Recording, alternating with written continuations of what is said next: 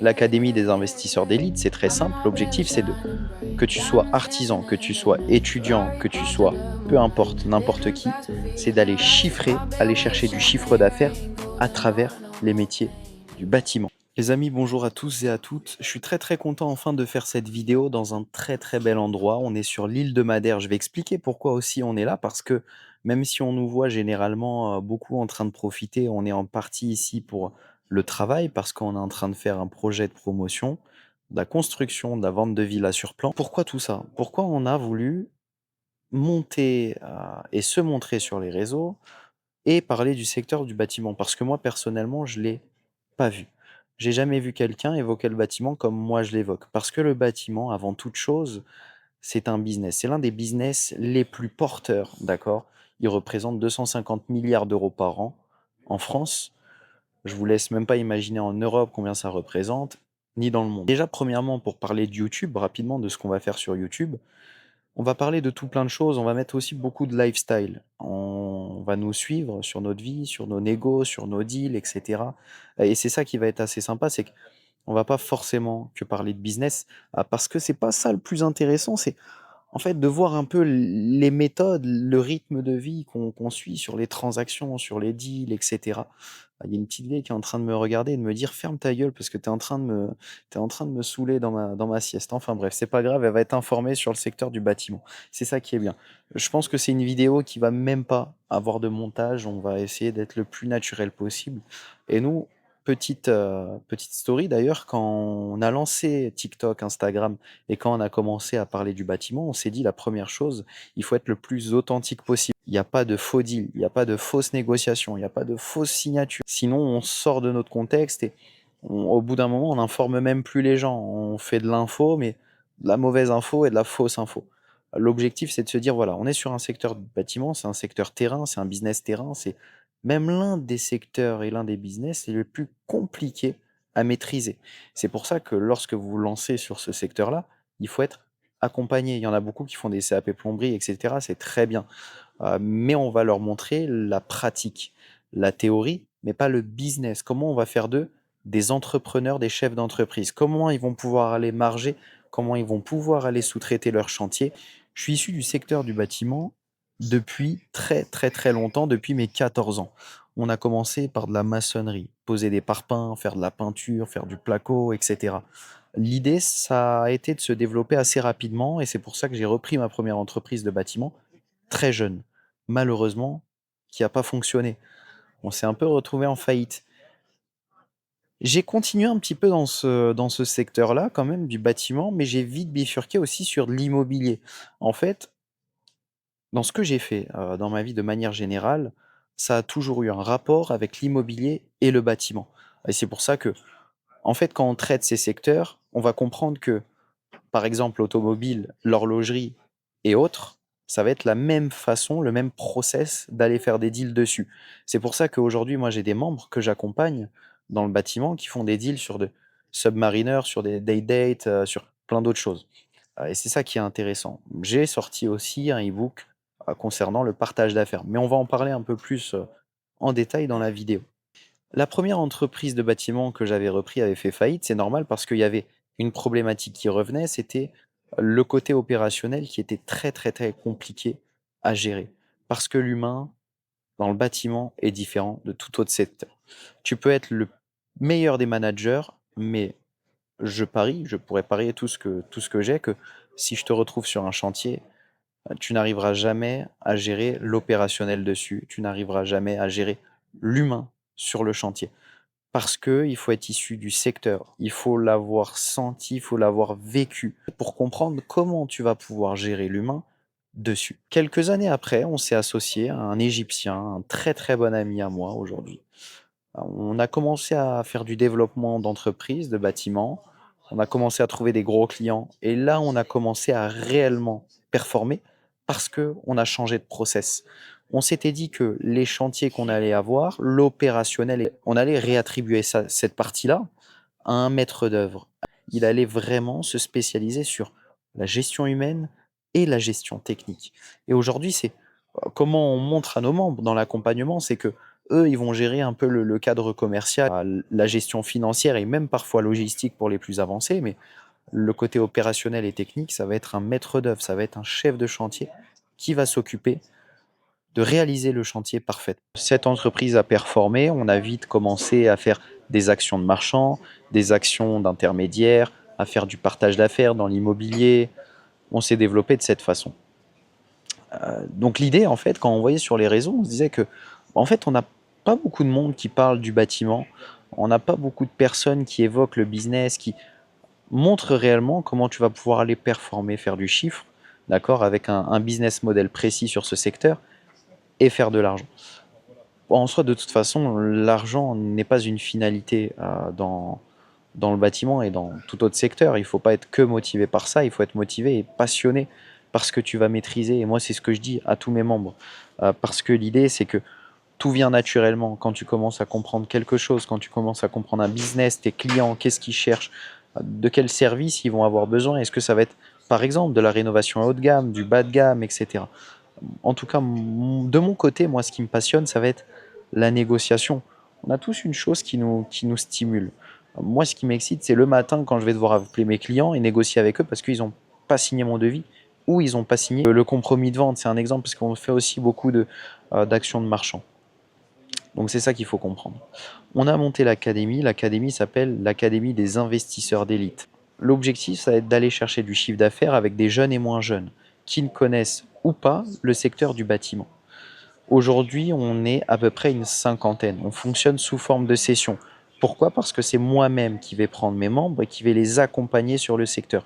Je vais les accompagner à aller sur le secteur, à aller trouver des clients, à aller chercher des prescripteurs. Quand on parle de prescripteurs, c'est des agents immobiliers, c'est des architectes, c'est des géomètres, pour pouvoir faire des partenariats avec eux et pour pouvoir aussi se placer. Maintenant, on a tout plein de méthodes de prospection, on a tout plein de méthodes pour entrer en contact avec des agents, avec des architectes. Encore une fois, je le répète, mais c'est ça en fait qui va faire en sorte à ce que vous allez pouvoir scaler votre business, du moins au démarrage. On va avoir tout plein d'autres secteurs, tout plein d'autres méthodes pour aller trouver du business. En fait, on fait un mois d'accompagnement et sur ces un mois d'accompagnement-là, ça va être assez intensif. On va toujours être connecté. On met à peu près 2 heures de conférence par semaine et au-delà de ces 2 heures de conférence-là, on va se faire des calls, on va toujours être en contact, par exemple avec des membres. J'ai des négos en cours. Le samedi, on va s'appeler, on va essayer de faire passer les signatures. C'est aussi quelque chose de très, très, très, très stimulant. Et c'est ça qu'on aime et c'est pour ça aussi qu'on a mis ça en place. C'est que au-delà de ce mois-là d'accompagnement, là où vraiment nous on va gagner, c'est qu'on va travailler en communauté. C'est que demain, j'ai un membre, par exemple, qui a une rénovation à Deauville. Je vais pouvoir la prendre avec lui. On va pouvoir repartager les marges en deux. C'est de créer un écosystème autour du bâtiment et notamment de l'immobilier. Parce qu'encore une fois, ça j'ai vu personne le mettre en place.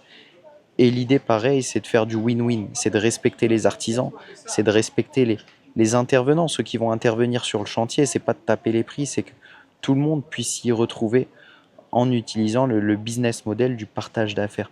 Parce que demain, moi, mon membre, il a un chantier, forcément, il va le vendre entre guillemets, il va le sous-traiter. On va avoir deux modèles. Deux modèles qui sont assez importants à comprendre parce qu'on a le premier modèle où moi j'ai mon membre qui part de zéro. Donc l'idée c'est pas de prendre des risques sur le chantier et c'est que lui aussi se dédouane de toute responsabilité civile, opérationnelle et financière. Il va monter une petite auto-entreprise, lequel avec cette auto-entreprise-là, il va pouvoir facturer ses artisans qui vont opérer sur ce chantier. Généralement, des factures fluctuent entre 10 et 15% de commission sur les devis qui vont être signés. D'accord?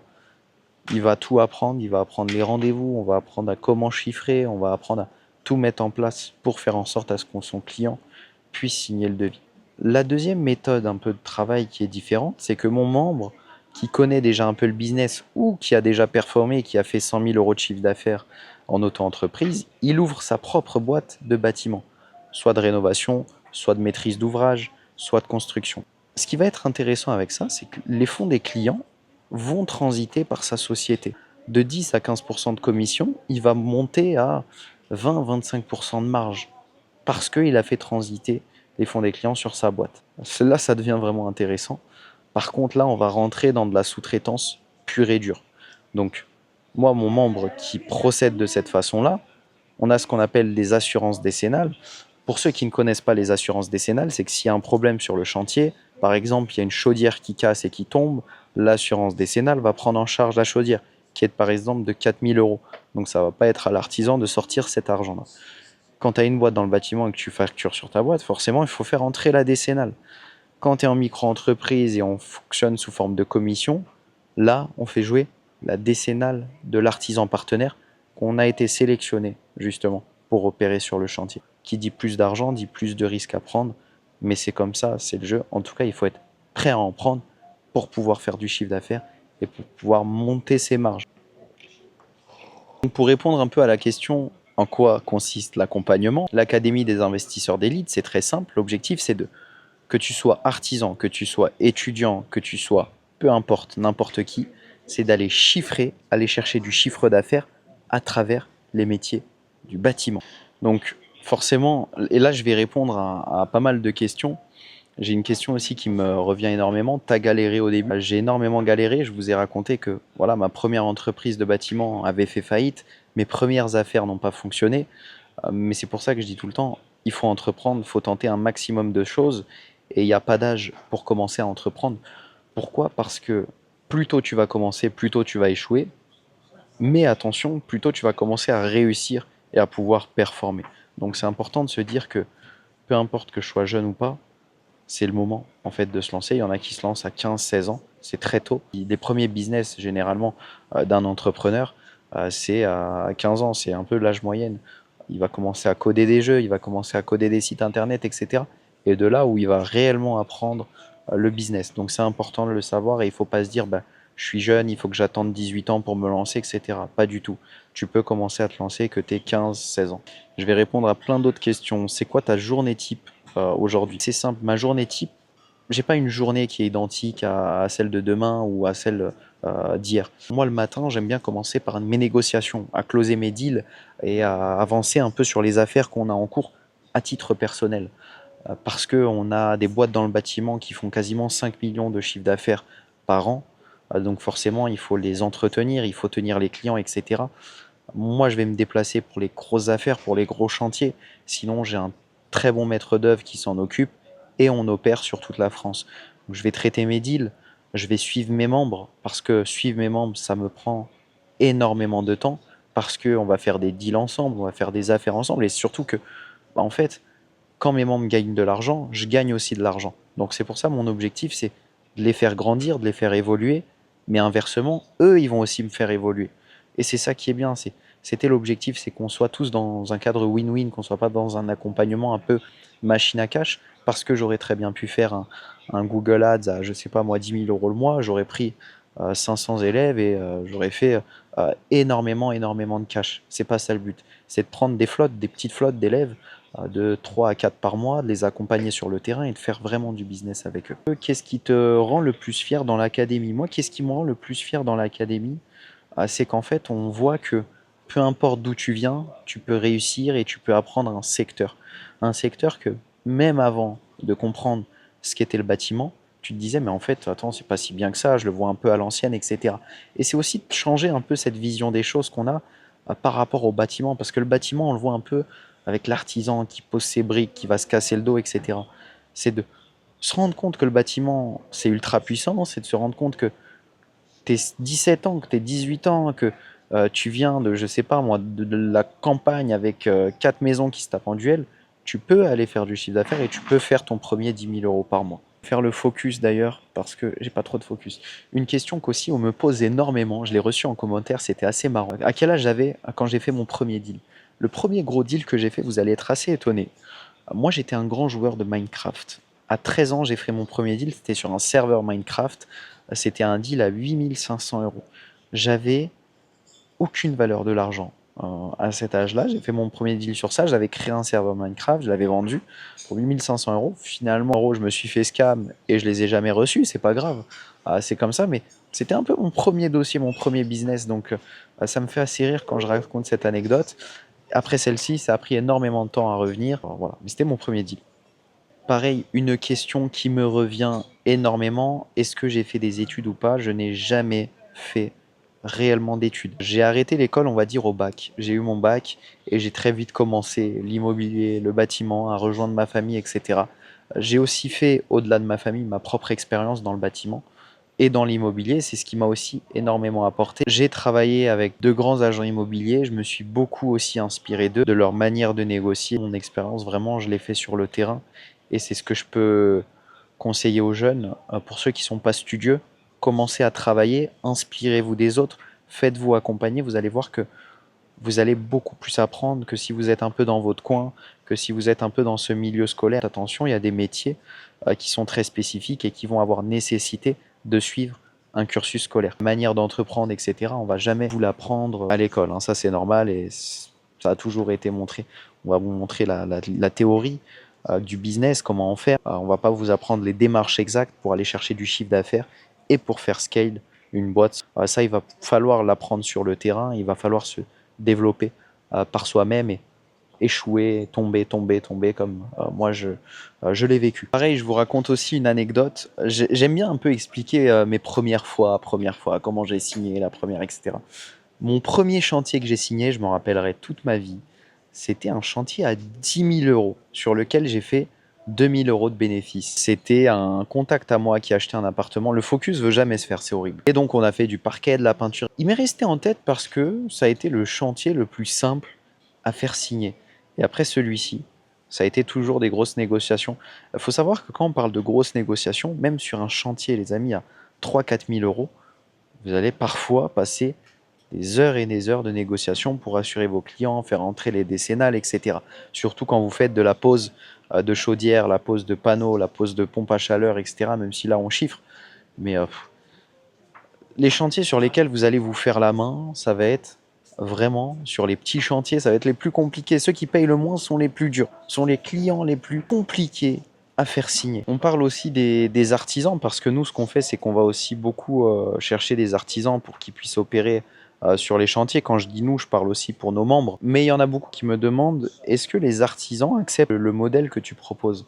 En fait, il faut savoir que tous les artisans vont accepter de travailler avec vous. Pourquoi? Parce qu'ils ont besoin de développer leur chiffre d'affaires. En fait, tu vas aller les voir, tu vas leur dire tout simplement, voilà, moi je vais t'apporter des chantiers. Il va pas dire non, au contraire, il va accepter. Maintenant, ça va être le process. Comment vous allez le structurer, comment vous allez le mettre en place pour travailler avec votre artisan, pour qu'il puisse vous faire confiance. Parce que l'idée, c'est que, en fait, ce soit une forme d'association long terme que vous allez faire avec votre artisan. Par contre, bien évidemment, celui qui fait les chantiers à 10 000 euros, ça va pas être le même qui va opérer sur un chantier à 600 000 euros. Ça, c'est logique. Ça va être aussi à vous, à nous, parce que c'est moi aussi qui accompagne à ça, d'aller sélectionner les bonnes personnes en rapport avec les chantiers qu'on va avoir. On me demande aussi parfois les types de chantiers les plus rentables dans le bâtiment. C'est très simple. Bon, c'est pas des types de chantiers, on parle aussi des métiers, mais on a la plomberie qui paye énormément, on a l'élec qui, pareil, plomberie, élec. Pour moi, je les mets un peu dans le même casier parce que c'est ce qui ne s'arrêtera jamais, ça se fera jamais remplacer par l'IA. On a toujours besoin du bon plombier, du bon électricien, et c'est ça qui est intéressant. Sous-traitance en élec, c'est juste incroyable, en plomberie aussi. Maintenant, on va avoir un secteur un peu, on va avoir des secteurs spécifiques dans le bâtiment qui payent beaucoup, où des entreprises arrivent à faire beaucoup d'argent. C'est sur le travaux publics, sur les marchés publics, ça aussi on peut en parler. Les marchés publics, c'est tout ce qui est rénovation, construction, etc. avec l'État. C'est des dossiers qui sont mis en place. Vous allez gagner énormément d'argent. Il y a plein de phases techniques que je ne vais pas évoquer en vidéo, mais je l'évoque dans l'accompagnement. Et c'est surtout des choses un peu... c'est des marchés un peu fermés parfois, les marchés publics, mais ceux qui arrivent, les meilleurs qui arrivent à se positionner sur des bons marchés publics, ils font énormément d'argent. Même si on n'a pas toujours cette impression, généralement, les artisans, ils diront oui, mais le marché public paye pas assez, il paye à 30 jours, les acomptes, c'est un peu compliqué pour les faire accepter. En fait, c'est pas ça. Il faut que derrière, on ait la maîtrise parfaite du marché public. Il faut déjà aller se positionner sur le bon dossier. Il faut avoir la bonne trésorerie, il faut avoir la bonne société. Et c'est pour ça que moi, au début, sur TikTok, je parlais beaucoup du rachat de boîte. Mais le rachat de boîte est important pour se positionner sur du marché public. Forcément, vous allez racheter une ancienneté. Vous allez certainement racheter des références qui vont vous servir. On va, je pense, clôturer aussi la vidéo. Moi, je vais enchaîner, je vais partir en rendez-vous. Mais comment je vois le bâtiment et pour moi, quelle est la plus grande opportunité dans le bâtiment? Je pense que la plus grande opportunité à prendre dans le bâtiment, c'est toutes ces nouvelles méthodes et ces nouvelles façons de travailler. Pourquoi? Parce que le bâtiment est en train de changer. On a beaucoup d'anciens qui maîtrisent le secteur et qui travaillent dans ce secteur-là. Je pense que ceux qui arrivent à prendre le train au bon moment, ils vont réussir à faire énormément d'argent dans 3 ou 4 ans. Aujourd'hui, ils en font déjà beaucoup et je prends toujours exemple sur mes membres parce que c'est l'exemple parfait de jeunes qui se lancent. À travers tout ça, c'est eux qui vont rester dans le train et qui vont le piloter, qui vont piloter le secteur parce que tous ces anciens-là, en fait, ils vont prendre leur retraite, ils vont mettre les clés sous la porte, c'est normal, ils vont pas continuer à travailler toute leur vie. Les anciens vont partir, les repreneurs, ça va être qui? Ça va être les neveux, ça va être les fils, ça va être les autres aussi qui se sont mis dans le secteur et qui se sont intéressés au bon moment. Elle est là la bonne opportunité, elle est de savoir la saisir, elle va être de savoir maintenant la travailler d'une nouvelle façon, de pouvoir se développer et surtout d'inonder le marché. Pourquoi? Parce qu'aujourd'hui en France, même en Europe, je n'ai vu aucune entreprise de bâtiment inonder son marché sur les réseaux sociaux. Je n'ai vu personne prendre le bâtiment, le mettre sur Instagram, le mettre sur TikTok, le mettre sur YouTube et en parler. J'ai beaucoup analysé les marchés US. Les marchés US, il y en a un qui le fait. On ne donnera pas le nom de cette personne-là. Il est très très fort dans ce qu'il fait. L'objectif, c'est ça. Et moi, c'est ce que je dis à tous mes membres, c'est d'inonder son marché, inonder son secteur. On commence par sa ville. On va par la suite se développer. Par exemple, tu es à Cannes, tu inondes Cannes. Tu vas inonder la Côte d'Azur. Tu vas inonder par la suite la France. Tu vas utiliser des nouvelles méthodes pour te montrer, pour te mettre en avant, pour te développer. Et c'est là où tu vas faire très mal et tu vas faire du chiffre d'affaires. On est en train de m'appeler en plus. Donc c'est ce que j'étais en train de dire, j'étais en appel téléphonique, j'ai été coupé hein, sur une négociation assez importante en plus. L'idée, ça va être d'inonder son secteur, d'inonder son marché et de se développer et de faire surtout ce que personne ne fait. Je trouve que c'est assez intéressant, mais c'était surtout histoire d'introduire les choses, de évoquer, de parler du bâtiment, des questions qui me s'opposaient. Et c'est toujours un plaisir. On refera des vidéos, on parle du travail au black, on va parler de plein de choses sans filtre, parce que le but, c'est comme je vous ai dit au début, c'est d'être sans filtre. En tout cas, merci à tous d'avoir écouté cette vidéo. Je vous souhaite une très très belle journée. N'hésitez pas à mettre un petit commentaire, un petit like, on s'abonne, on va faire plein de formats assez sympas sur YouTube. On se dit à très très vite, merci à tous, à très bientôt, et portez-vous bien. Ciao ciao.